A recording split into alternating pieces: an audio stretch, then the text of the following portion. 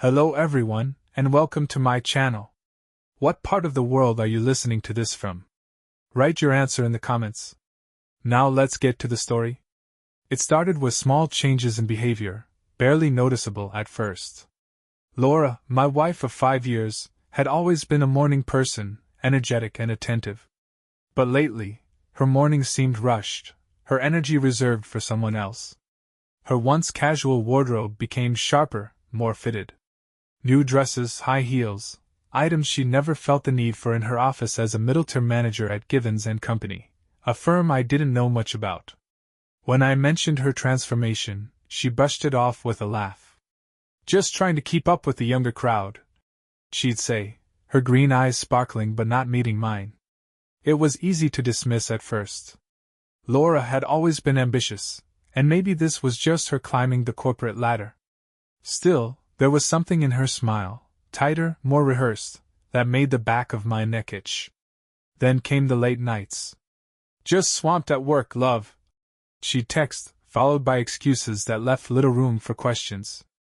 I believed her initially, but the 6th time in 2 weeks started to feel different. The shadows under her eyes and the faint smell of cologne that wasn't mine told a story she wasn't sharing. One evening, while Laura was in the shower, her phone buzzed on the counter. A single word on the screen. Tonight? The sender's name was CT. My stomach sank. The intimacy of the question hit harder than any explicit message might have. I didn't confront her immediately. Instead, I began to observe, taking mental notes and piecing together patterns. Her boss, Charles Townsend, CT, was a name she mentioned often, always with glowing admiration. He was a visionary, she'd say, the kind of leader who inspired loyalty. Too much loyalty, I realized, when I noticed how her face softened every time his name came up. A plan started to form in my mind. I wouldn't accuse her outright, not without proof. I needed to see it for myself. If she was betraying me, I wanted to know every detail. On a Friday night, Laura claimed she had a late dinner meeting. I feigned sleep as she left, then followed her in my car. She drove straight to the office, but instead of heading inside, she parked and walked to the building next door, a boutique hotel. I clenched the steering wheel so hard my knuckles turned white. My breath was shallow as I watched her enter. Minutes later, Charles followed. For the first time in our marriage, I felt pure, unfiltered rage. But it wasn't just anger, it was a desire for retribution, cold and calculated.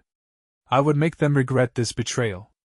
The next morning, I couldn't get the image of Laura walking into that hotel out of my mind. She'd returned home late, her hair slightly tousled and an air of satisfaction about her that made my stomach churn. I played it cool, acting as though I hadn't spent the night sitting in my car, watching my marriage unravel. Long day at work? I asked as she stepped into the living room, her heels clicking on the hardwood floor. You have no idea, she said with a tired smile, sinking onto the couch. Charles was relentless today. We're so close to landing a huge client. Her lies came so easily now, it was almost impressive. I nodded, feigning interest, while my mind raced through my plans.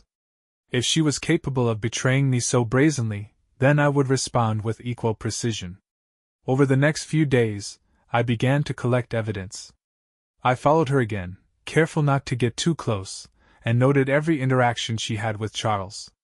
Her late nights became more frequent, her excuses more elaborate. Each time, I jotted down the details in a notebook, every lie fueling my resolve. I didn't just want to confront her, I wanted them to feel the consequences. So, I waited for the perfect moment, the one where their guard would be down, and the truth would reveal itself. That moment came on a Thursday night. Laura had planned a work dinner at our house, inviting Charles and a few colleagues. It was the perfect opportunity to act, but I needed one last piece of evidence to ensure my revenge hit its mark. While Laura was in the shower that evening, I unlocked her phone. The messages were all there, plans, intimate exchanges, and even photos.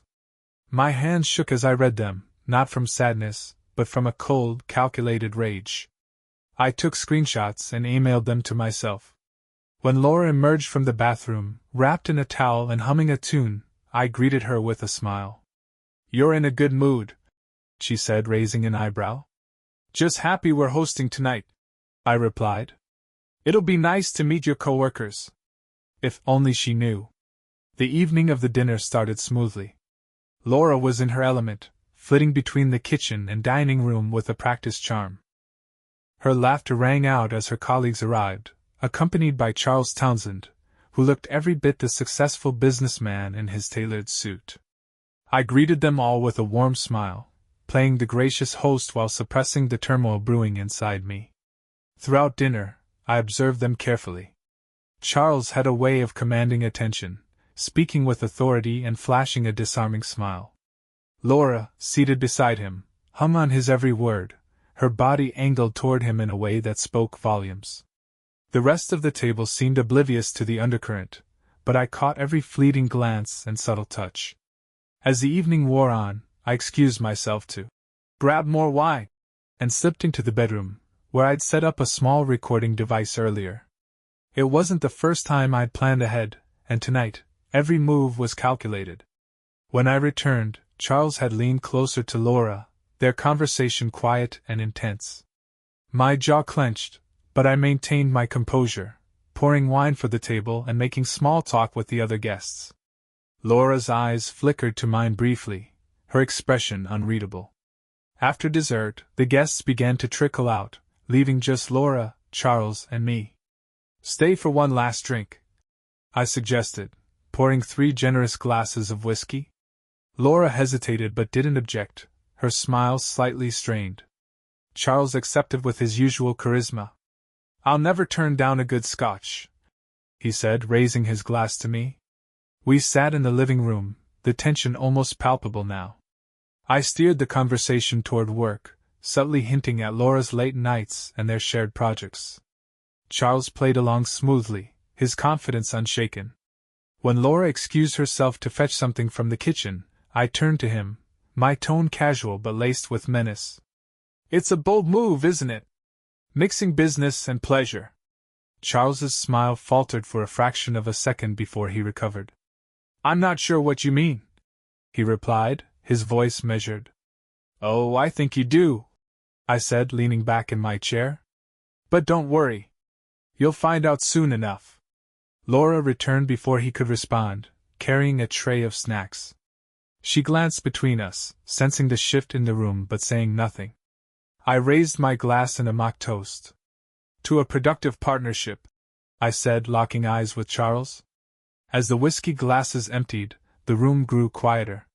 Laura's laughter sounded forced now, and Charles occasionally glanced at me, his composure cracking under my steady gaze. I decided it was time to escalate. "So, Charles," I began, swirling the amber liquid in my glass, "you must spend a lot of late nights at the office. Laura tells me how demanding the job can be." He chuckled lightly, but his posture stiffened. "It's true. Running a company isn't a 9-to-5 job. And yet," I said, leaning forward, "you always seem to have enough time for the finer things in life." Laura shot me a warning look, her eyes pleading. Charles shifted in his seat but smiled, maintaining his polished demeanor. "We all need balance, don't we?" he replied smoothly. "Absolutely," I said, placing my glass on the table. "Which is why it's so important to share responsibilities." Charles's confidence wavered for the first time. His smile faltered as I stared directly at Laura. "Wouldn't you agree, sweetheart?" Laura froze, her lips parting as if to speak, but no words came out. The tension was electric, the silence deafening. I stood, stretching casually, and said, "I'll grab us another round. Don't go anywhere." As I left the room, I could feel both their eyes on my back. I didn't need to see their faces to know fear was creeping in. In the kitchen, I opened the small drawer by the fridge where I'd hidden a second recording device earlier that day. I pressed play. Their hushed voices spilled from the tiny speaker. "He knows," Charles whispered, his voice taut. "He's trying to bait us." "Don't be ridiculous," Laura hissed back, but her voice trembled. "He doesn't have proof." "Oh, he has proof," I muttered to myself, a grim smile playing on my lips. Returning to the living room with fresh drinks, I set the glasses down and took my seat, savoring the growing tension. "So," I said, raising my glass, "to partnerships. May they always be honest and fruitful." Neither of them responded immediately, their expressions stiff. Laura forced a smile and clinked her glass against mine, her hand shaking slightly. Charles merely nodded, his composure now a thin veneer. I took a slow sip, never breaking eye contact with Charles. The final act was about to begin. The weight of the silence grew heavier as I watched them squirm. Laura glanced at me nervously, her smile brittle, while Charles maintained a strained air of confidence.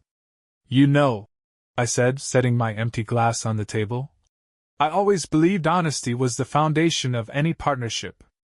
Don't you agree, Charles?" His lips twitched. "Of course," he replied, his voice tight.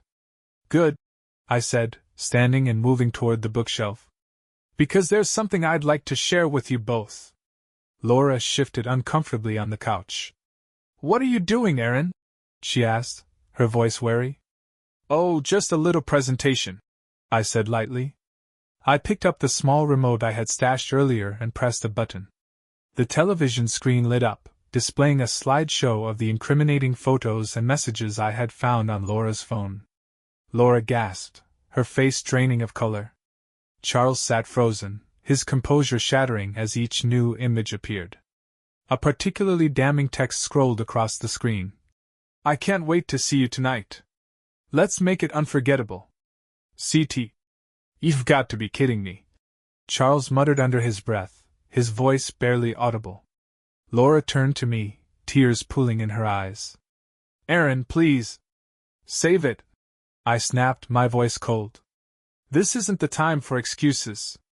I gave you everything, Laura. My trust, my love, my life. And this," I gestured to the screen, "is how you repay me?" Charles stood abruptly. "I think I should leave," he said, his face pale. "Oh, you're not going anywhere," I said, blocking his path. "We're just getting started." Charles glanced toward the door, his jaw tightening as I stepped closer. "Sit down," I said firmly, pointing to the couch. He hesitated for a moment before reluctantly lowering himself back into the seat, his shoulders tense. Laura was shaking now, her hands clasped tightly together. "Aaron, I can explain." "Oh, I'm sure you can," I interrupted, my voice cold and unrelenting. "But right now, I'm not interested in excuses. I'm interested in accountability." Her eyes widened, tears brimming. "Please, I didn't mean for it to go this far. And yet here we are," I said, gesturing toward the frozen image on the TV, Charles leaning too close to her at some dimly lit bar. "This didn't just happen, Laura. It took planning. Effort." Charles finally spoke, his voice carefully measured. "Aaron, I understand you're upset." I turned to him sharply. "Upset? You think this is about me being upset? You walked into my home, sat at my table, drank my whiskey, all while this," I motioned to the screen, "was going on behind my back." Charles raised his hands defensively. "Look, I never wanted to cause trouble. This was a mistake?" I finished for him, laughing bitterly. "Don't insult me. You're a grown man. You knew exactly what you were doing." Laura began sobbing softly, her tears streaking her makeup. "Aaron, I love you. Please don't do this." I felt my chest tighten at her words, a flicker of the woman I'd married trying to break through the betrayal. But I couldn't afford to let my emotions cloud my judgment now. "Love?" I said, my voice breaking slightly. "You call this love?" Laura reached out toward me, but I stepped back, shaking my head. "You made your choices, Laura. And now you're going to face the consequences." I turned back to Charles, who was shifting uncomfortably. "As for you," I said, my voice steady, "I'm sure your wife would love to know how you've been spending your time." His face turned ashen. "There's no need to bring her into this." "Of course there is," I snapped. "You didn't think you could walk away from this without consequences, did you?" I grabbed my phone, pulling up the evidence I'd carefully compiled over the past week. Every text, every photo, every detail, it's all here. And I have no problem sharing it. Charles stood abruptly. Listen, we can work this out. I'll do whatever it takes. For the first time, Laura's sobs stopped, her head snapping toward Charles. Whatever it takes? She echoed, her voice sharp with disbelief. The room fell silent again, the weight of their betrayal now fully exposed between them. It was no longer just me holding them accountable. They were beginning to turn on each other. I leaned against the wall, watching as the cracks in their alliance deepened. This wasn't just about justice for me anymore. It was about ensuring they felt the full weight of their actions. The tension in the room was suffocating. Charles stared at the floor, unable to meet my eyes, while Laura wiped her tear-streaked face with trembling hands. I leaned against the wall, phone still in hand, watching them both. "You're awfully quiet, Charles," I said finally, my voice slicing through the heavy silence. "No bold explanations? No attempts to justify your actions?" He looked up, his face pale. "I made a mistake, Aaron," he said, his voice hoarse. "I'll own that. But dragging this out, there's no point." "No point?" I repeated, laughing bitterly. "There's every point. You thought you could walk into my life, take what's mine, and walk away unscathed? That's not how this works." Laura flinched at my words. "Aaron, please," she whispered. "This isn't like you. You're not cruel." "Cruel?" I snapped, stepping closer. "You think I'm being cruel? You lied to me. You betrayed me. And now you want to play the victim?" Her lip quivered, but she said nothing. I turned back to Charles, my anger simmering beneath the surface. "You've been playing games, Charles. But here's the thing about games, they have rules. And you just broke every single one of them." "I'm sorry," he said, his voice cracking. "I didn't mean for it to happen like this." I shook my head, disgusted. "You didn't mean for it to happen? What, did you trip and fall into my wife? Don't insult me." Charles clenched his jaw, his hands balling into fists. "All right, Aaron, what do you want? Money? An apology? Name it." I smirked. "An apology? Do you honestly think a few words can fix this?" I raised my phone, scrolling through the evidence I'd gathered. "This isn't just between us. Your wife deserves to know, your colleagues deserve to know, and hell, maybe the world deserves to know."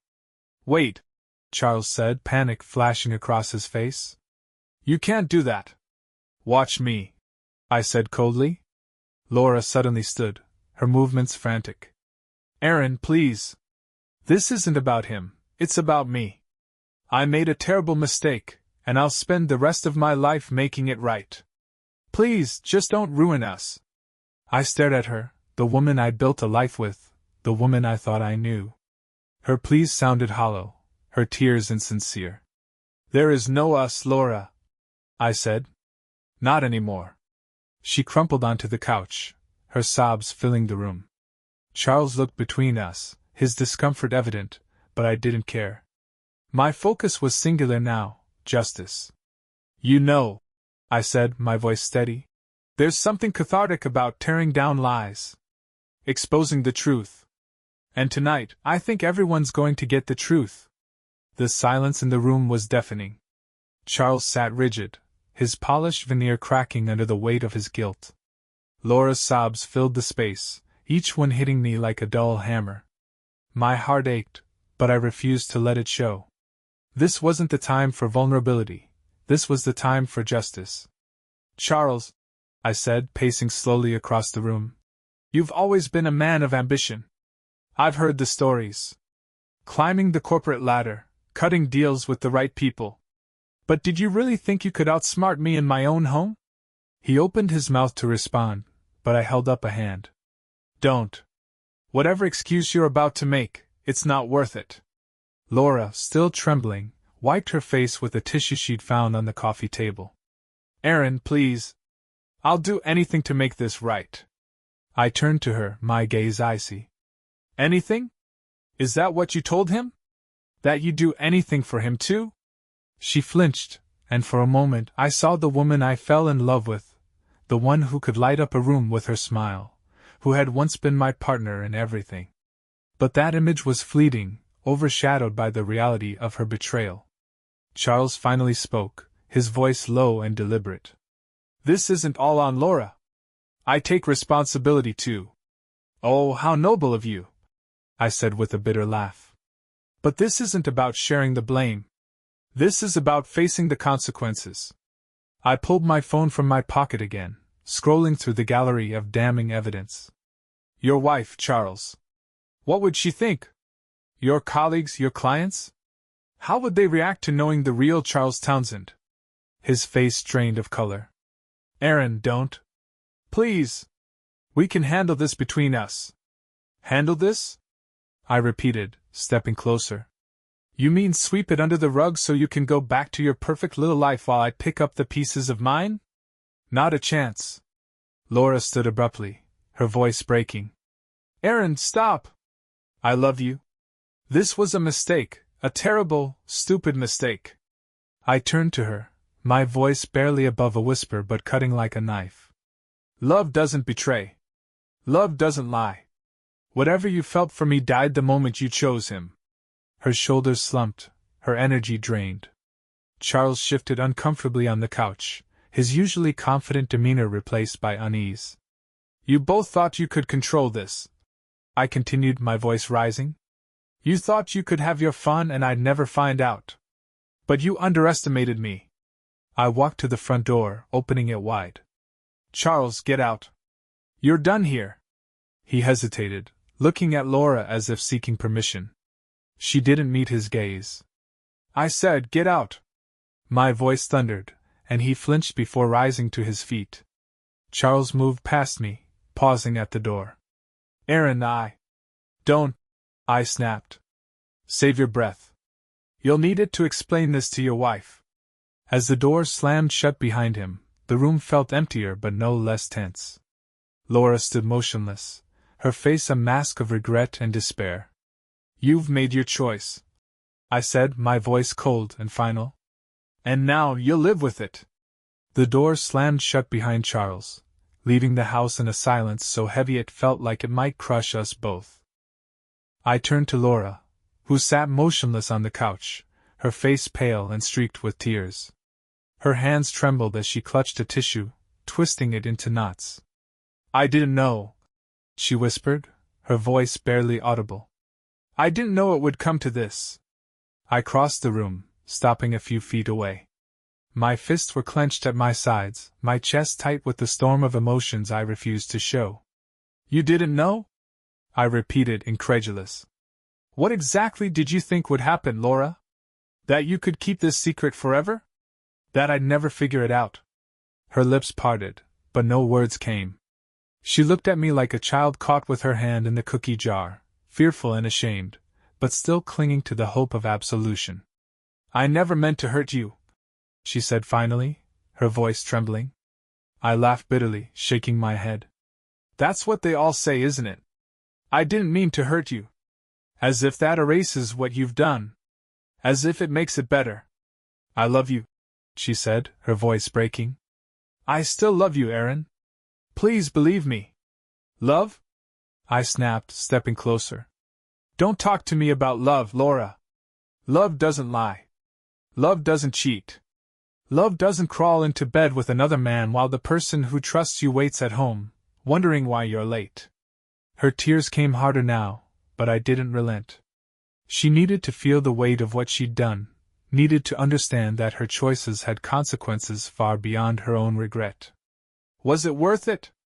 I demanded. "All those nights with him, was it worth throwing everything we built away?" She shook her head violently, her hair falling into her face. "No. No, it wasn't. Aaron, I swear I was lost. I was confused. I didn't know what I was doing." "You knew," I said coldly. "You knew exactly what you were doing. You chose him over me, over us. And now you have to live with that." She sobbed into her hands, her body shaking with the force of her guilt. For a moment, I almost felt sorry for her. almost. But the pain she'd caused me, the humiliation, the betrayal, was too raw, too fresh to forgive. I walked to the coffee table, picking up the framed photo of us on our wedding day. Her smile in the picture was radiant, her eyes full of promise and joy. I stared at it for a long moment before placing it face down on the table. "What do you want me to do?" she asked, her voice hoarse. "Tell me, Aaron. I'll do anything. Just tell me how to fix this." I turned to her, my expression unreadable. "You can't fix this, Laura. You can't unring this bell. But you can make it right." "How?" she pleaded. "Tell me how." I sat down across from her, leaning forward. "First, you're going to tell me everything. Every detail, every lie. No more secrets." She hesitated, her eyes darting to the floor. "Now, Laura," I said sharply. "Or I walk out that door and you never see me again." She swallowed hard, nodding. Okay, I'll tell you." Over the next hour, she spilled everything. The lunches that turned into late nights. The hotel rooms. The lies she told to cover her tracks. Each revelation was a dagger to my heart, but I forced myself to listen, to absorb every word. When she finished, her face was blotchy from crying, her voice raw. "That's all of it," she said, barely above a whisper. I sat back, letting her words sink in. The picture she painted was worse than I'd imagined, but at least now I knew the truth. "You've destroyed us," I said finally, my voice heavy. "Do you even understand that?" She nodded miserably, fresh tears streaming down her cheeks. "Good," I said, standing. "Because now, it's my turn to decide what happens next." The weight of Laura's confession lingered in the air like smoke, choking the life out of the room. She had said everything, or so she claimed. Each word was like a dagger, slicing through the remnants of trust we had built over the years. Yet, her tears and trembling hands didn't stir the sympathy they once would have. The damage was done, and no amount of remorse could undo it. I stood in silence, watching her. She sat on the couch, her hands clutching the tissue that had long since crumpled into a damp mess. She glanced at me nervously, as if gauging whether her words had softened my resolve. They hadn't. "I can't believe you," I said finally, my voice low and steady. "Every time I asked if something was wrong, every time I tried to get closer, this is what you were hiding." "It wasn't like that," she said quickly, her voice breaking. "It wasn't." I cut her off, my hand raised to silence her. "Don't you dare try to justify this. I want you to sit there and listen. Just listen." She nodded, biting her lip, her tears silently streaming down her face. For a moment, I struggled to find the words to express the storm of emotions inside me. Rage, humiliation, heartbreak, they all collided, threatening to overwhelm me. "You had everything," I said, pacing the room. "A husband who loved you, who trusted you. A life we built together, brick by brick. And you threw it away for, what? What exactly did Charles offer you that I couldn't?" She didn't answer. Her silence spoke louder than any excuse she could have mustered. "I've been playing this moment in my head for days," I continued, "trying to figure out where it all went wrong. Was it me? Was I not enough? But the truth is, it wasn't me. It was you, Laura. You made this choice. You destroyed us." She sobbed quietly, her shoulders shaking. "Aaron, I'm so sorry." "Sorry?" I laughed bitterly. "You're sorry because you got caught. If I hadn't found out, you'd still be sneaking around, lying to my face." She shook her head, her voice desperate. "No, that's not true. I was going to end it. I swear. You should have ended it before it started," I snapped. "But you didn't. You made a choice, Laura. And now you're going to live with the consequences." She looked up at me then, her eyes filled with fear. "What do you mean?" I took a deep breath, steadying myself. "We're done. This marriage, this life we built, it's over." "No!" she cried, standing abruptly. "Please, Aaron, don't say that. We can fix this. I'll do anything. Anything? I asked, my voice sharp. Like you did anything to protect what we had? No, Laura. You don't get to decide that anymore. She sank back onto the couch, her body trembling. Aaron, please. I love you. I'll do whatever it takes to make this right. I leaned against the wall, arms crossed, my gaze unwavering. There's no coming back from this. But here's what's going to happen. You're going to pack your things and leave. Tonight. Her eyes widened, her tears flowing freely. You're kicking me out? You chose to betray me, I said coldly. Now you can live with the consequences. Her voice was barely a whisper. Where will I go? To Charles, for all I care, I said. Or a hotel.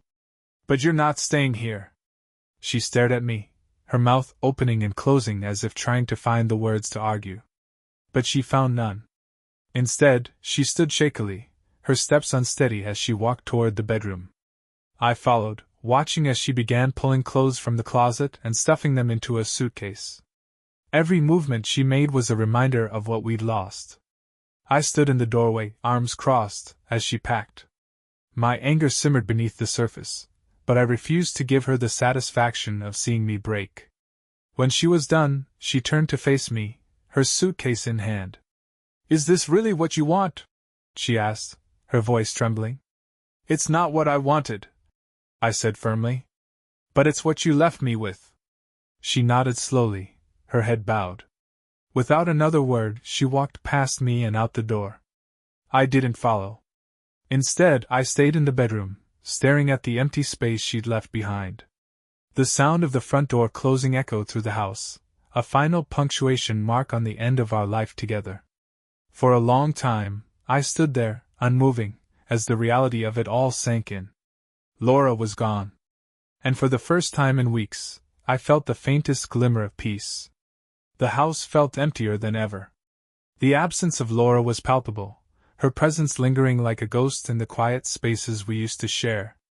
I stood in the bedroom, staring at the hollow closet where her clothes once hung, the faint scent of her perfume still clinging to the air. For the first time in weeks, I allowed myself to sit on the edge of the bed and exhale deeply. The weight I had carried for so long, the suspicion, the anger, the heartbreak, began to lift. It wasn't gone entirely, but the clarity of my decision brought a strange sense of calm. But calm didn't mean peace. The betrayal was a fresh wound, and I knew the road ahead wouldn't be easy.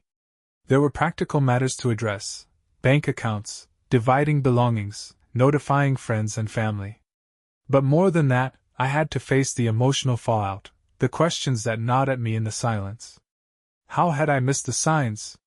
How had the woman I loved turned into a stranger?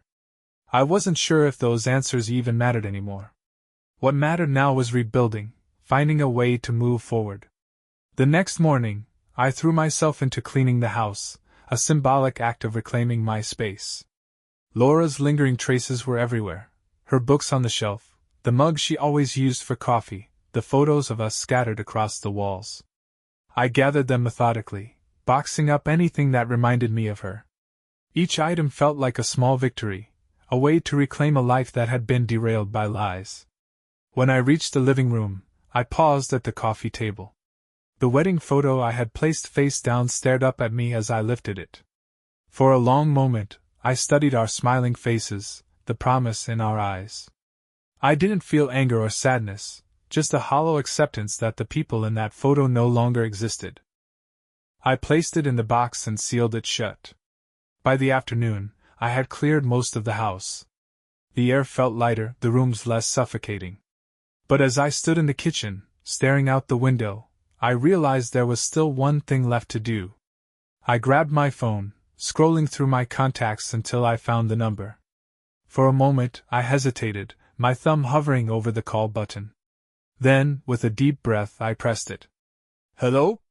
The voice on the other end was cautious, but unmistakable. Hello, Claire, I said, my voice steady. There was a pause, then a sharp intake of breath. Aaron. I wasn't expecting this. We need to talk, I said simply. I figured we might, she replied, her tone resigned. What do you want to meet? We met at a small cafe downtown, a place far removed from the chaos of the past few days. Claire looked as tired as I felt, her eyes shadowed with worry. As we sat across from each other, the weight of what I was about to do settled heavily on my shoulders. But I had to do this, for myself, for closure. "I know about Charles and Laura," I said, my voice quiet but firm. Claire didn't flinch. If anything, she seemed relieved. "I suspected," she admitted. "But hearing it from you, it makes it real." I nodded, unsure of what to say next. The betrayal had intertwined our lives in a way neither of us had chosen, but here we were, facing the fallout together. "I thought about telling you earlier," I said. "But I wasn't sure if it was my place." "You did the right thing," she said softly. "We deserve the truth, no matter how painful it is." For a while, we sat in silence, the unspoken emotions between us filling the air. Then, Claire leaned forward, her expression earnest. "What do we do now?" she asked. I shook my head slowly. "I don't know. But I think it starts with moving on. Separately." Claire nodded, her eyes glistening with unshed tears. "I'm sorry this happened to you, Aaron. To both of us." "I'm sorry too," I said. "But we'll get through it. One way or another." Later that night, back at home, I sat on the couch, the quiet settling around me like a blanket. The house was empty, but it no longer felt lonely. It felt like a clean slate, a chance to rebuild. I didn't know what the future held, but for the first time in weeks, I felt like I could face it. The days that followed Laura's departure were a blur. Routine became my lifeline, the only way to navigate the hollow hours stretching endlessly before me. Each day started the same: wake up, brew coffee, stare at the empty chair across the table where Laura used to sit. The silence was both a blessing and a curse. It gave me space to think, to process, but it also forced me to confront the enormity of what had happened. For 5 years, my identity had been tied to hers. Aaron and Laura, a couple. Now, I was just Aaron. And I wasn't sure of who that was anymore. I threw myself into work, taking on extra projects, and staying late at the office. My colleagues noticed the change but were too polite to comment. I appreciated their silence, their willingness to let me lose myself in spreadsheets and deadlines. It was easier than facing the ache in my chest, the weight of betrayal that still lingered like a bruise. One evening, a week after Laura had left, I found myself back in the bedroom, staring at the closet again. Most of her things were gone, but a few stray items remained: a scarf she'd forgotten, a pair of earrings on the dresser. I gathered them up methodically, placing them in a small box. As I worked, my phone buzzed on the nightstand. I glanced at the screen, expecting a work notification, but froze when I saw the name. Laura. For a moment I debated letting it ring, but curiosity got the better of me. I answered, my voice clipped. "What do you want?" There was a long pause, and then her voice came, soft and hesitant.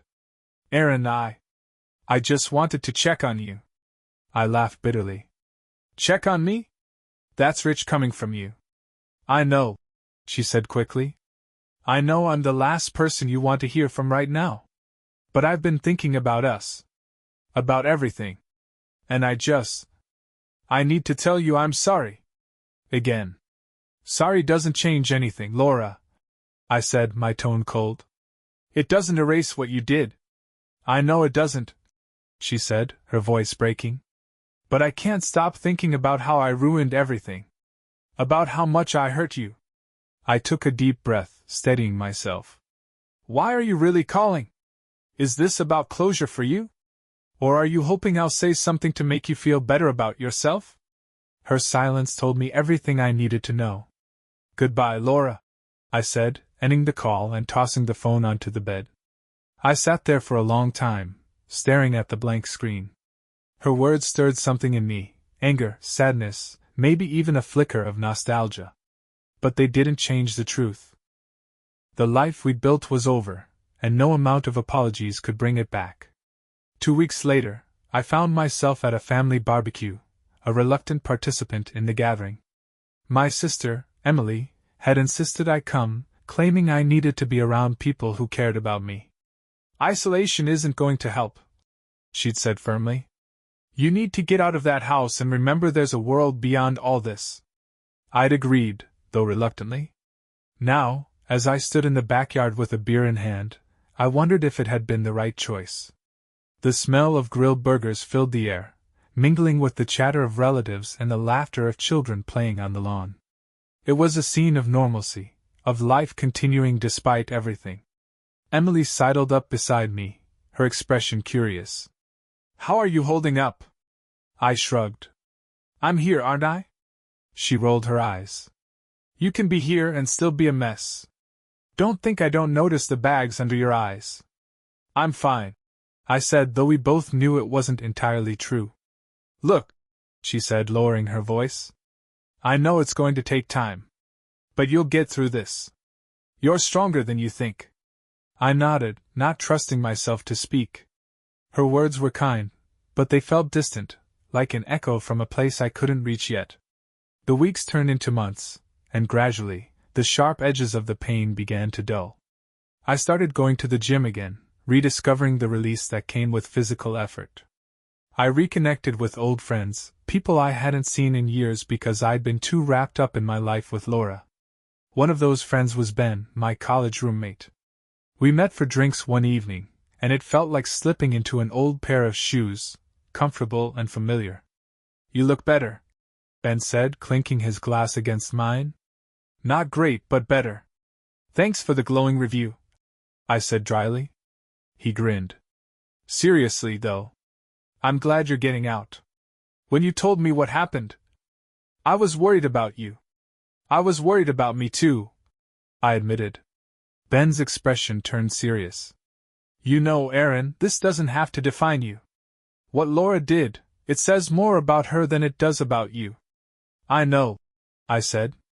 And for the first time, I realized I meant it. By the time spring rolled around, I felt like a different person.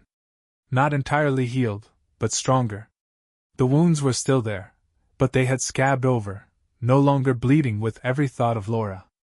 I had begun to see a therapist, someone to help me untangle the mess of emotions and memories. It wasn't easy, but it was helping. And slowly, I was rebuilding. I wasn't sure what the future held, but for the first time in months, I felt ready to face it. One step at a time. Spring brought renewal, not just in the world around me, but within me as well.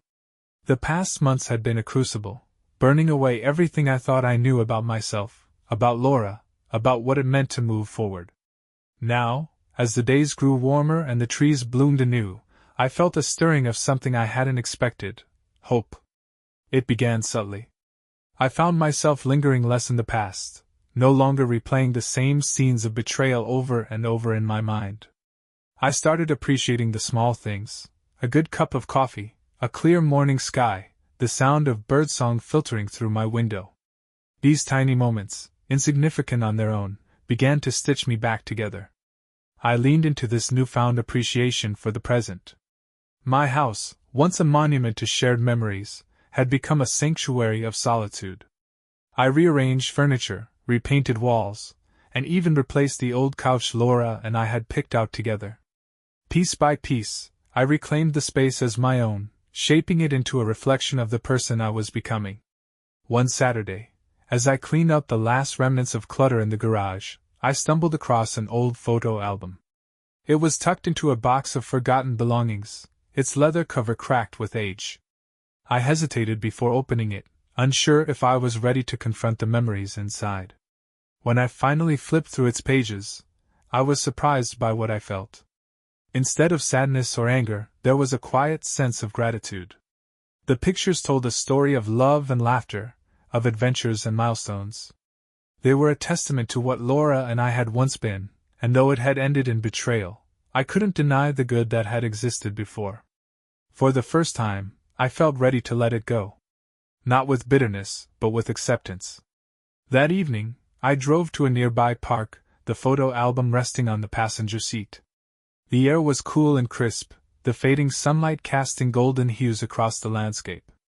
I found a secluded bench beneath a sprawling oak tree, its branches heavy with new leaves.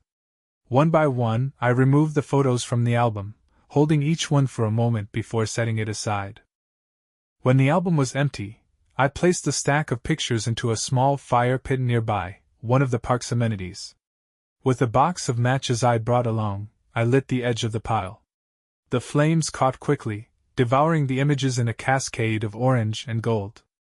I watched in silence as the memories turned to ash, their physical forms disappearing into the evening breeze.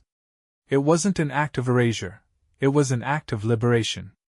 A way to honor what had been while making space for what could be. Over the next few weeks, I began exploring parts of myself I'd long ignored. I joined a hiking group, something I'd always meant to do but never found the time for.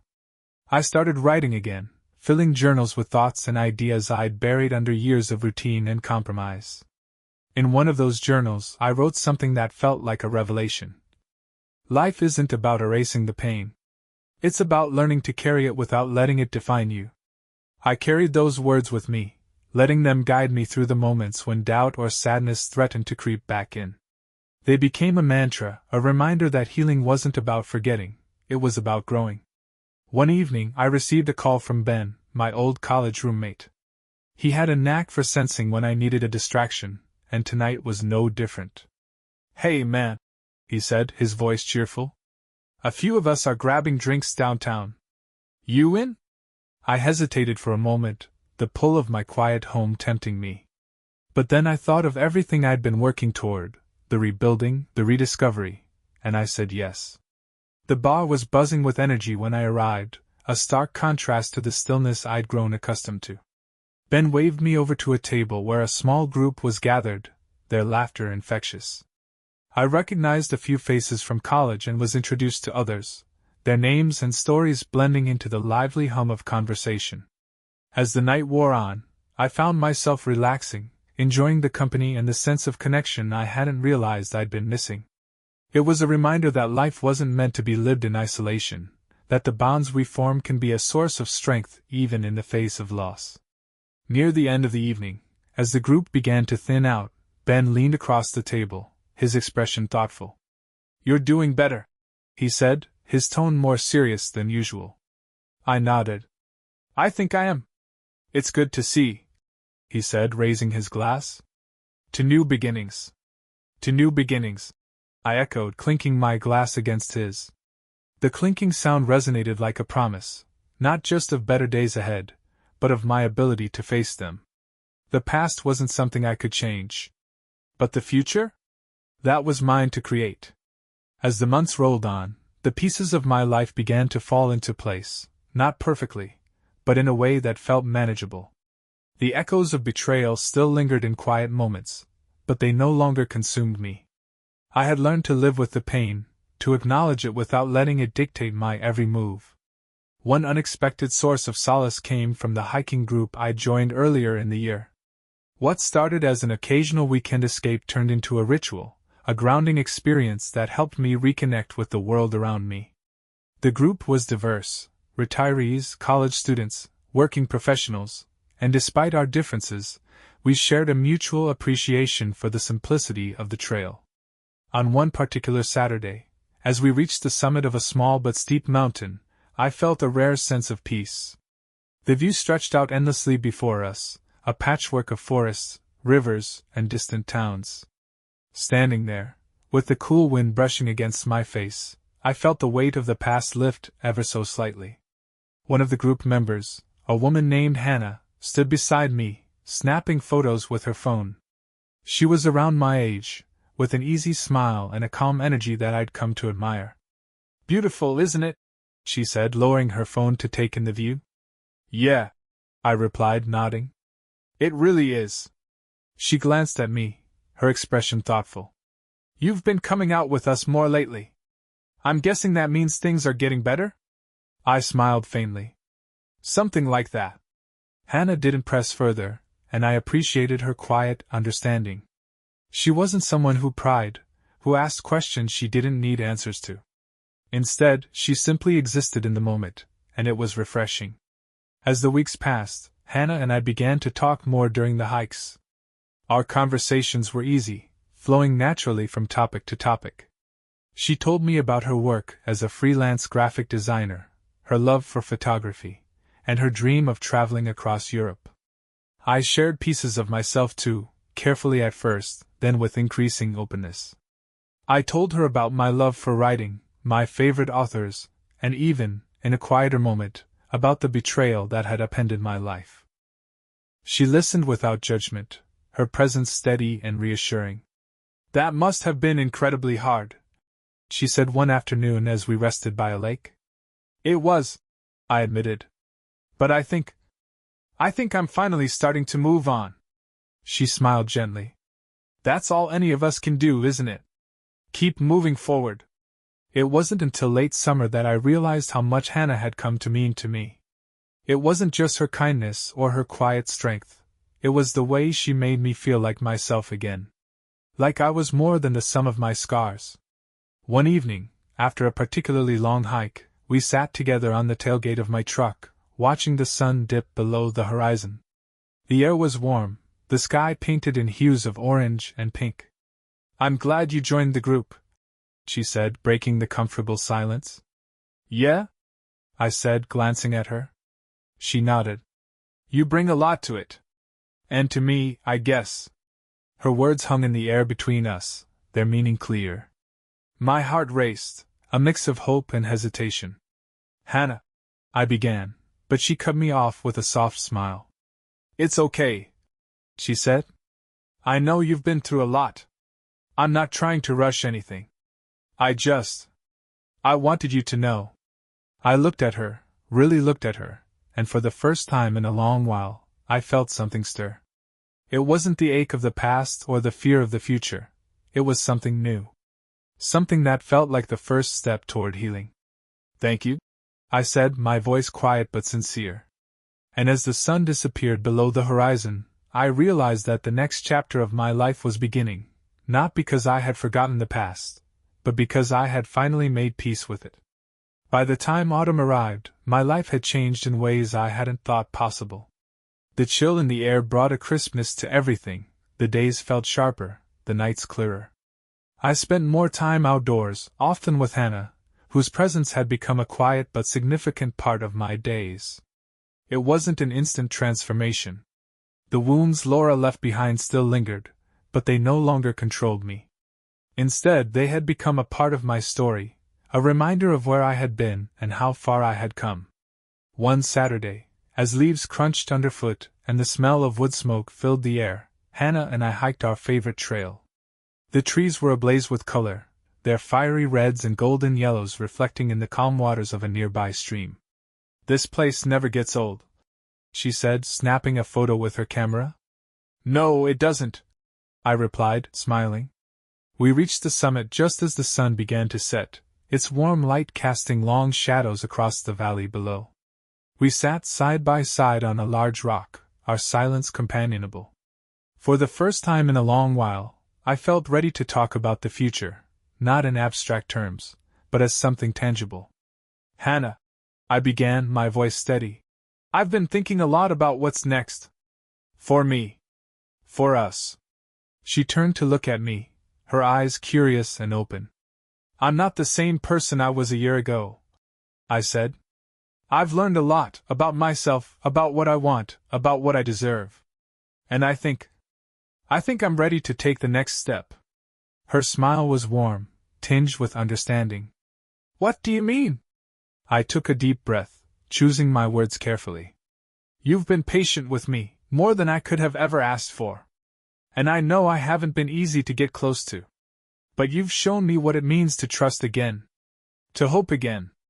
And I want to see where this goes. With you." Her cheeks flushed as she smiled. "I'd like that too, Aaron. More than you know." In the weeks that followed, Hannah and I grew closer, our connection deepening with each passing day. It wasn't perfect. There were moments of doubt, echoes of old fears, but we faced them together, openly and honestly. My house, once a symbol of everything I had lost, became a home again. Hannah's laughter filled the spaces that had once been silent, and her presence brought a warmth I hadn't realized I was missing. We didn't rush into anything, but we didn't hold back either. Slowly, we began to weave our lives together, building something new and unshakable. One evening, as winter approached and the first snow dusted the ground, we stood on my back porch, wrapped in coats and scarves. The air was cold, but the sky was clear, stars glittering like diamonds above us.